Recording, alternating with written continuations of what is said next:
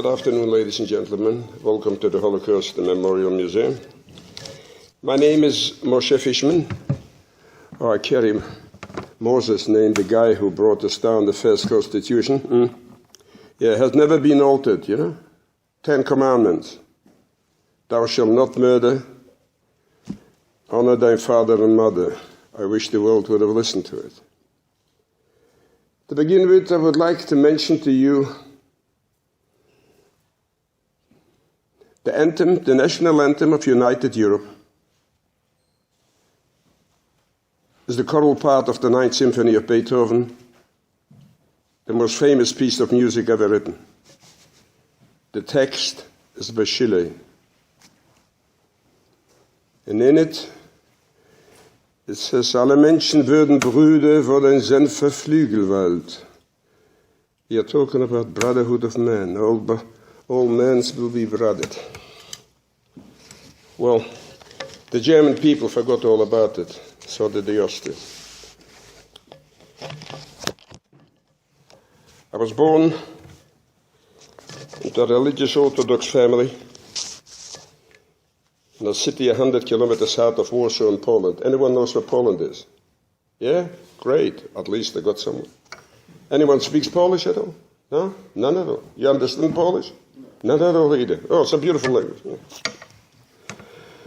What I'm about to tell you is the story of 5.5 years of not only incarceration, but living on dead end. Dead row, any minute, ready to be chosen one way or the other. I've never met a German in my life, or an Austrian. Neither did my family. I had a family of 5 people. 5 children, 2 parents. This is my house. I was born in. It's now part of the Museum of Modern Art. It's a 15th century building. Yeah.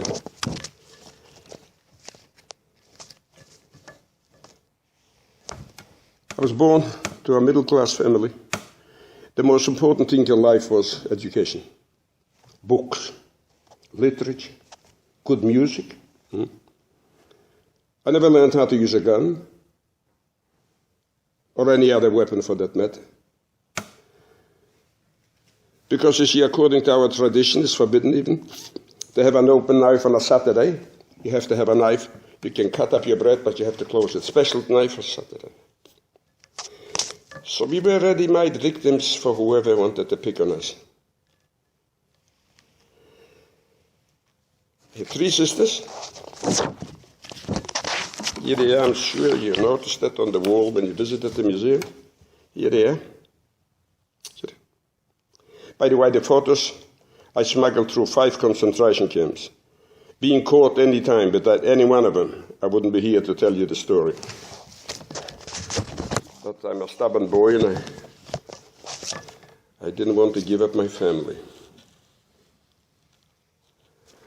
My family history dates back beginning 18th or late 17th century. We moved in from the country into the city of Radom, which is R-A-D-O-M. We didn't bother anyone. We lived together with the rest of the population. And we were what Pope John called us the older brother. We have never been in equal rights, but Poland was most of the time occupied either by Russia, by Germany, by Austria. We are in a lucky position.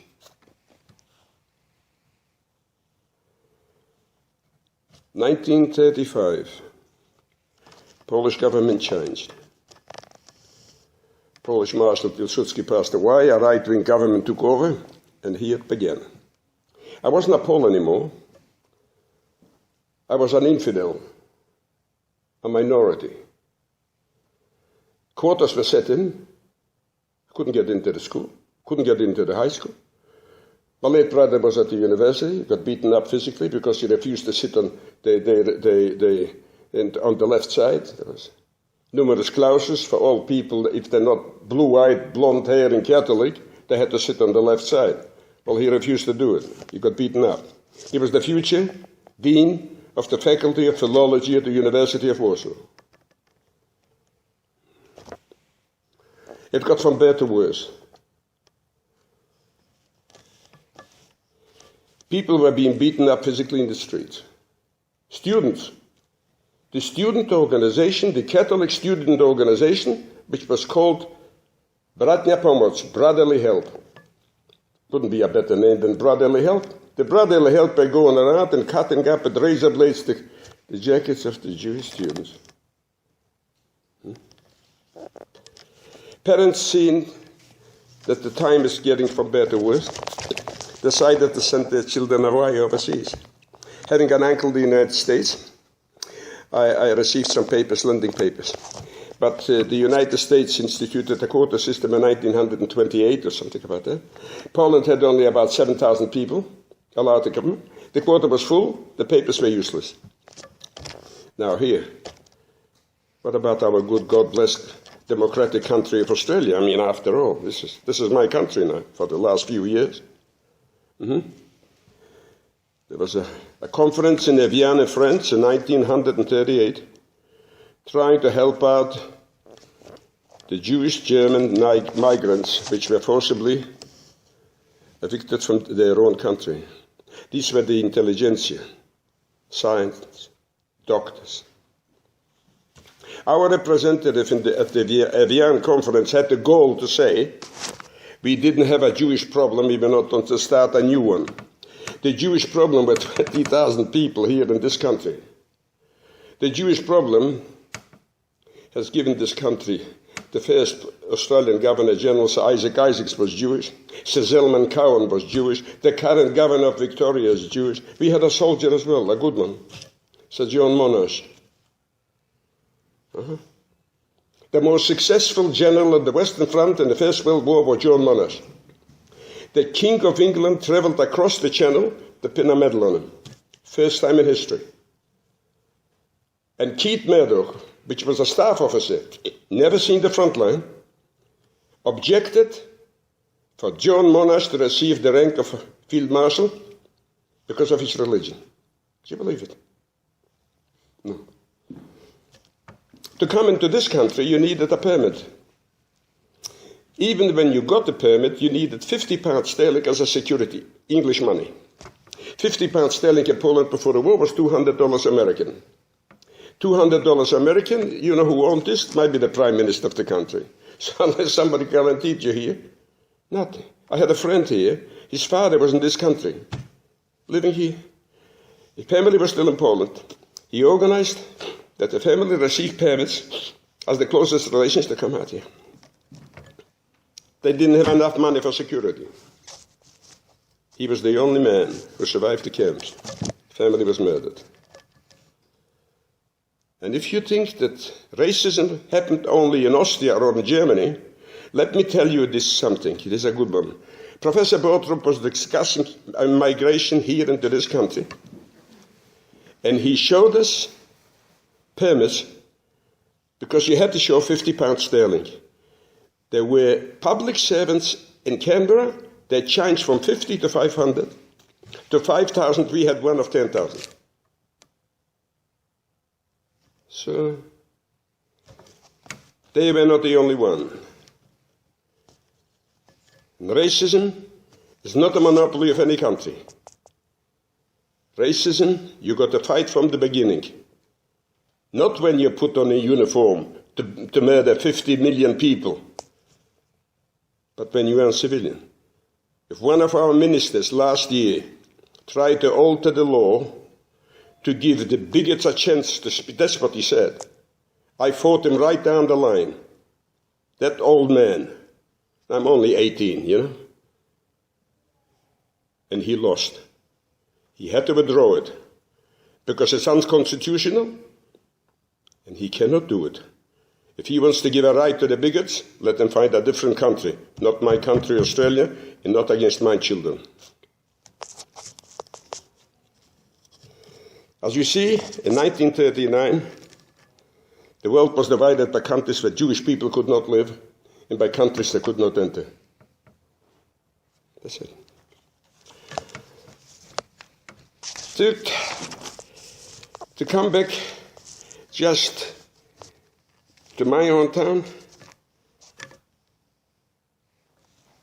So happened that I left Berlin and I went for a holiday to Warsaw, to my capital city. I had an uncle there. Suddenly German planes appeared and began strafing and bombing Warsaw. Civilian population. No war declared. Nothing. It didn't take very long, about a week and a half, Warsaw was surrounded. The mayor of town, Stasinski, called for volunteers. Even though the country didn't want me, I considered that this is my homeland and I have to defend it. I volunteered. For 5 weeks, we defended Warsaw. We drank water boiled from the Vistula River and ate potatoes in the skin. But we were holding out for 5 weeks. The French army surrendered after 3 with the Maginot Line. After 5 weeks, the mayor of town, having 1.5 million people to look after, the Germans turned off the water and the gas, decided to surrender. This was the only surrender in Poland. The government did never surrender. Poles never stopped fighting. There's not one battleground, including the Battle of Britain. The Polish people did not fight. We were very upset, particularly the young ones, as we buried many of our friends. We had to carry the food, the ammunition. We were hit by artillery, by mortars during the day, and by planes. But an order is an order. We had to give in. On the first day of surrender, there were soldiers in uniform standing and pointing out to the Germans which of the soldiers are Jewish. 120,000 were taken away. Very few returned alive. And the Jewish population paid a high price. 38,000 of their boys were killed defending the Polish Republic. This was the payback. An army of green-clad barbarians marched into our country, and terror began. You see, it wasn't only that they won the war against Poland, because this was the beginning. And because of Poland, a world war started as England and France decided to enter 3 days later. So did Australia. But it was the looting they came in to do. They robbed everything, emptied out every single store. Every single thing belonged to the Germans. And they were marching in the streets singing, heute Deutschland und morgen die Welt, today Germany, tomorrow the world. And if the Polish people were considered as victims, we were on the bottom of the ladder. And I'll give you a small sample what kind of decrees they issued immediately against the Jewish population in my place. Jews could not own a radio under the penalty. Everything was under the penalty of death and carried out. All radio receivers had to be handed over to the German authorities. All Jews from the year 10, boys or girls, have to wear a band 10 centimeters wide with the Star of David, which is now the proud flag of the State of Israel. Found without it, compliance, non-compliance, execution. Jews were prohibited to walk on the sidewalks. Beginning. Public religious services were prohibited. Jewish political parties and trade unions were prohibited. All Jewish schools were ordered closed. Jews were not allowed to travel outside their places of residence without special permission. Jews were forbidden to ride in public transport without special passes. Jews were forbidden to enter theaters or cinema. Jews were banned from the main streets because they changed them immediately into German names in the name of the Messiah, so you couldn't live there. Then curfew was prohibited for Jews from leaving their homes between 9 p.m. and 5 p.m. in the morning. All Jewish bank accounts were frozen. Jews were not allowed to have any more than 150 zlotys, which was about at that time, maybe 4 loaves of bread. Jews could not sell their estate or business properties, and Jewish doctors, lawyers, and musicians were prohibited from performing services for non-Jewish people. And Jewish factories and enterprises, as well as apartment buildings, were taken over by a government agency. We were under police jurisdiction. We had no rights, and any German could kill you with no problems at all. So this was the beginning. I returned to my hometown. How I got out of the uniform is a different story. It won't have enough time to tell you that. I found my family very depressed. My late brother was in hiding because they were arresting all academics, teachers, union, all this stuff, politicians. So we kept them for a while, and then we decided, as Poland was occupied by the Russians, half of Poland, you can say, was occupied by the Russians and half by the Germans. They had some sort of a pact between them.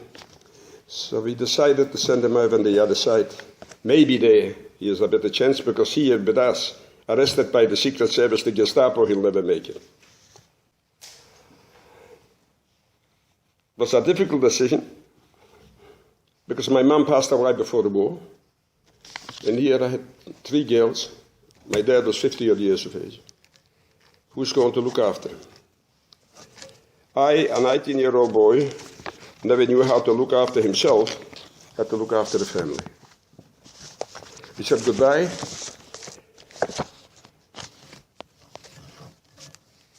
And we were stuck. Nowhere to go. Nowhere to run. And you might say to yourself, why did you have to stay here? You couldn't mix up with the other population, after all. They were blackmailing you outside. If I went to the baker to buy a loaf of bread, which was cheaper than in the ghetto, because in our place it took us more, you had to give him the money. If you didn't give him the money, the only thing he has to do is to shout, "You there," and the policeman picked you up and you were dead.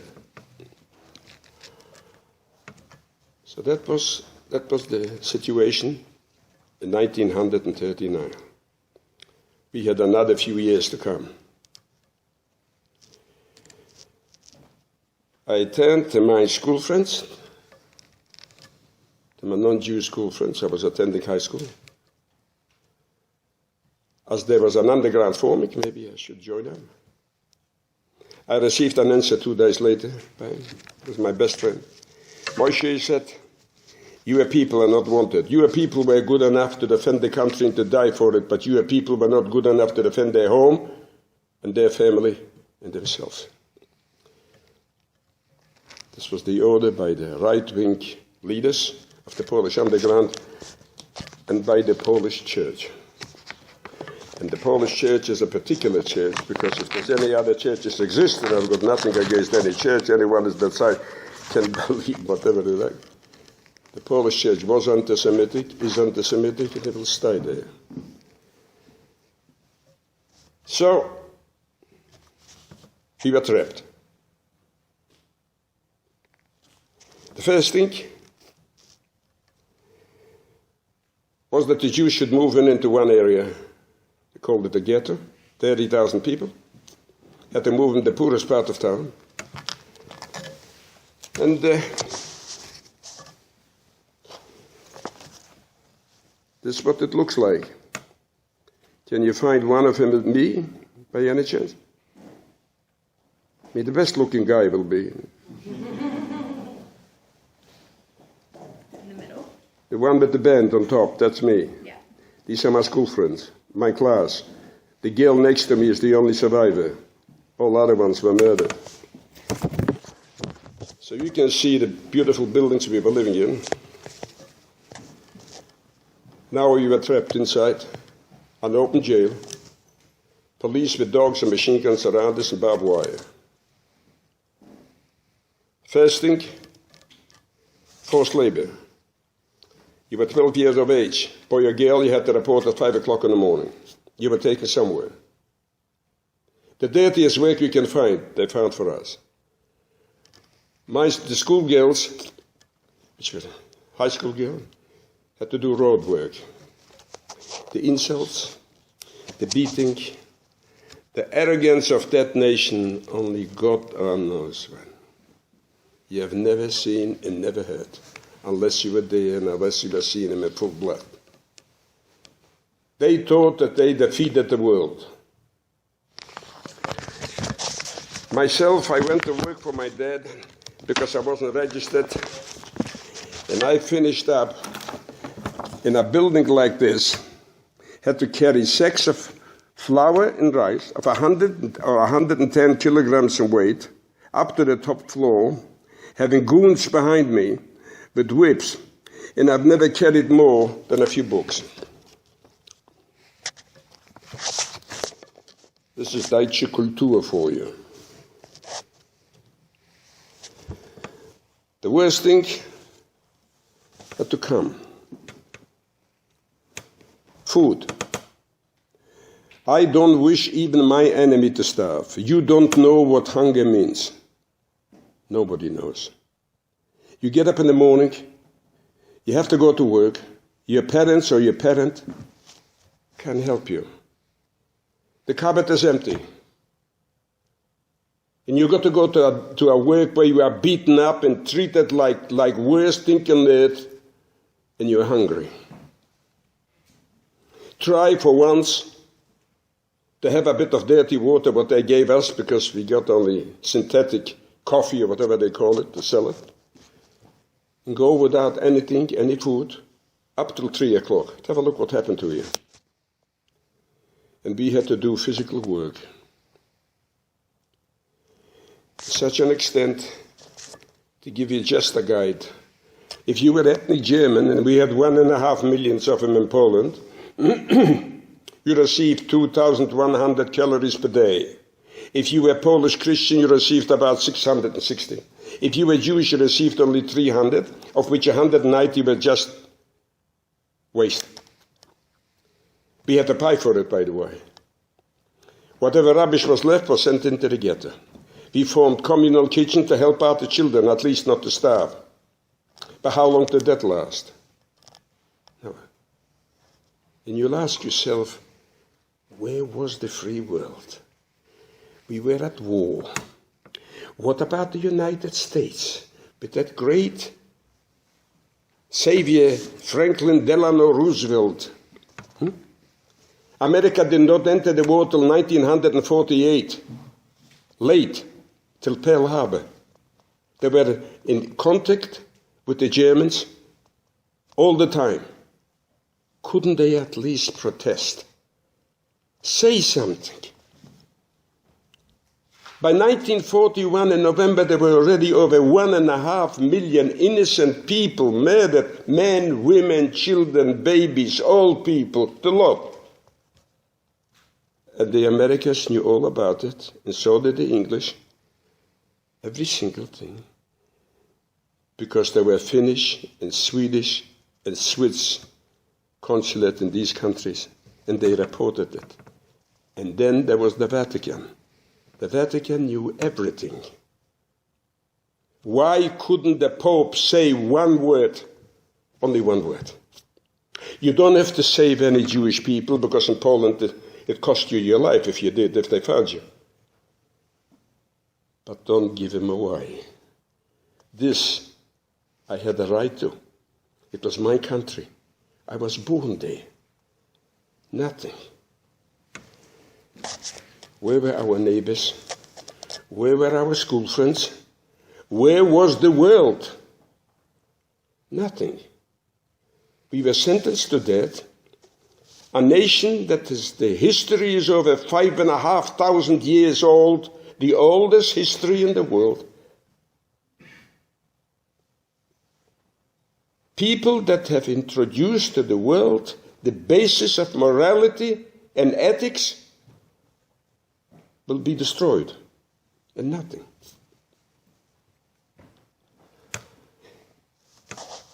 We suffered like this, day in and day out. If I was lucky enough not to have the slice of bread I received at work confiscated at the gate, I was able to give it to my sister. Otherwise, they were starving. And do you know what it means to come home and to see if I got a bit of soup down there at the Germans or whatever? They couldn't give anything. So they were sitting home and waiting for that piece of bread. 5.5 years I was dreaming of having a loaf of bread to be able to cut it up in slices. I saw women standing in the ghetto with a single slice of bread to sell it or to buy it for a bit of powdered milk for their children. Where was the world conscious? Caritas, the organization of help of the Catholic Church, used to come into the ghetto and help children of people only that they were baptized. What about the other children? Nothing? No Christianity?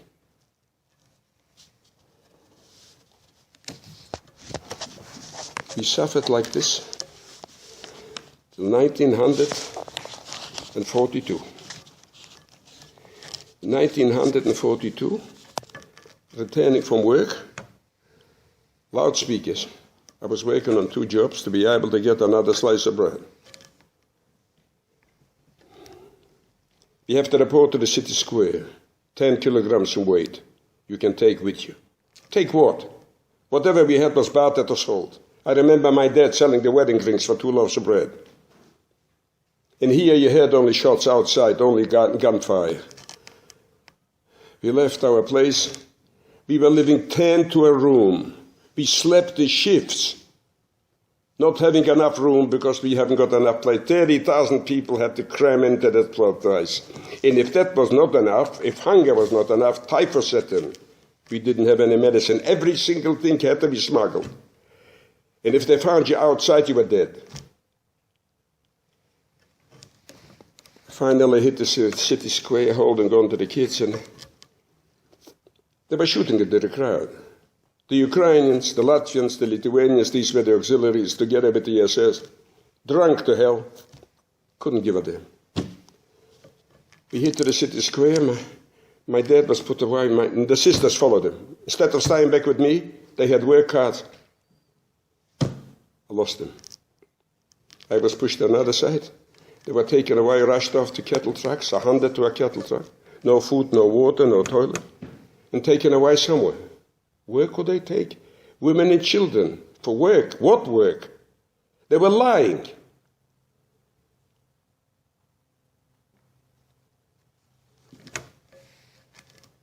They left 1,700 people dead. My maths teacher was a polio victim. He couldn't run. We found him in the gutter. We had to bury him next day in the minefield. This is what it looks like. It looked like when they took the population out of there. Here. This is the original photo. I smuggled that through the camps. So maybe the world, they'll find it. Maybe the world will be able to see. You see? They should have added another 2 commandments to the end. They should have added a commandment, thou shalt not be part of it. No one can be a bystander. You shall never be a bystander, should be the next commandment. Unfortunately, nothing. We were left about 4,000, crammed into a few streets. The rest of the family was taken away. We didn't know where, when, how, nothing. 3 days later, I found out from a Pole that the trains are going into a place called Treblinka. Never heard of it in my life. They're coming out, they're going in full, coming out empty, smells with burnt flesh. Now what could that be? Why can they take children? Yeah. We found out what happened. That great German nation devised a system of murdering people the same as they kill animals. Gas chamber.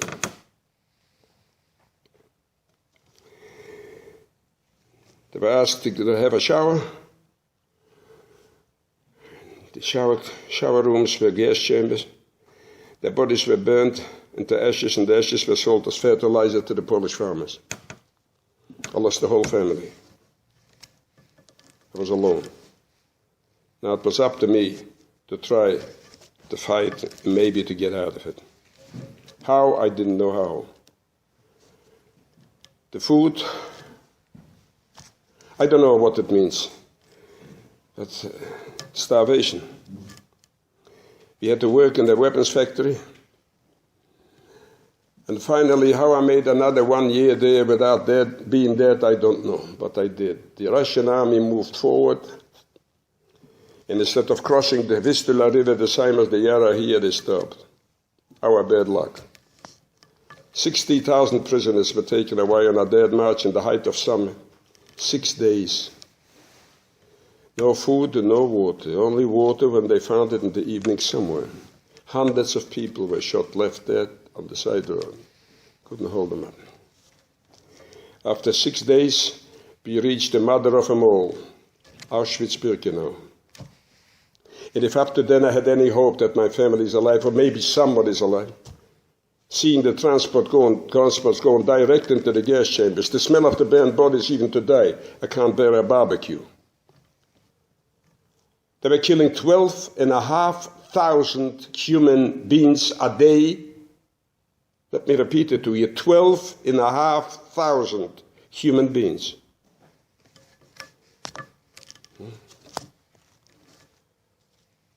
I was chosen to live a while longer. They needed workers. So we were selected. And by the way, the only prisoners who were selected to live or to die were only Jewish prisoners. We were sent off on a dead march to Germany.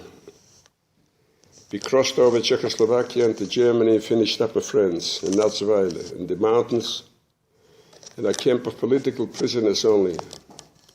The Nacht und Nebel, the very head, Chancellor, the Dutch Consul to Paris, the International Secretary of the Football Association of Norwegian, they were all sort of things. You see, the problem was that in the concentration camps, not all the prisoners were Jewish. All the murderers were Christian. I'm afraid so. Not being long there because the Americans moved in from the other side, and my good luck was they had enough time to move me. We were taken back to a camp far from Stuttgart where they are building the famous Mercs and BMWs. 2,300 prisoners. 150 grams of bread per day. We had to carry 50 kilograms of cement down a chute. See the factory? There was a dugout, a quarry. They built in a factory, Messerschmitt, because they were afraid to be bombed from the air. We were part of it. There were 6,000 foreign workers. We were 2,300. We had to carry the cement on hanging ladders 70 meters down on 150 grams of bread per day and a bit of soup. We arrived in July 1944, by March 1945. Only a few months. That was left. 1,600 of our boys sleeping there in that cemetery. And 300 of us were taken to the next concentration camp of Dachau. Up till now, my prisoner number was 25,627. I received a new one, 153,321, Dachau Central. And if I believe that maybe this time the Americans will all us, here I'll be free, made a mistake. 3 days before the liberation of Dachau, every Jewish prisoner was lined up and we were taken out into the Tyrol Mountains, wearing this sort of stuff. That's it. And I can assure you it doesn't keep any warm there. We were holding on one, leaning against the other just to keep warm and open the kettle trucks. We finished up in Austria. In Austria, they kept us for one day, and then they shoved us across the border into Germany. They lie down in the snow near the lake. They zeroed in machine guns on the perimeter, and I said, well, this is it, my luck ran out. A German woman appeared and started begging the commandant not to kill us, as the Americans are in Garmisch-Partenkirchen, which is only 16 kilometers away, and they might take revenge. That's what she thought. She was speaking in German terms. If they kill us, they might take revenge on the town of Mittenwald. The beginning, he didn't want to listen to her. But then he decided, otherwise, that's why I'm here. Otherwise, I wouldn't be here. On the 1st of May, 1945. I was the first time a free man. What did I survive, actually? I had no home. I had no family. I had no country to go back to. But I was free. And I vowed there and then, never again. Never again is the nice, free Christian world going to stand by and watch 1.5 million of our babies being murdered. Never again. I have an unwritten will by the people who are no longer there. Don't forget us.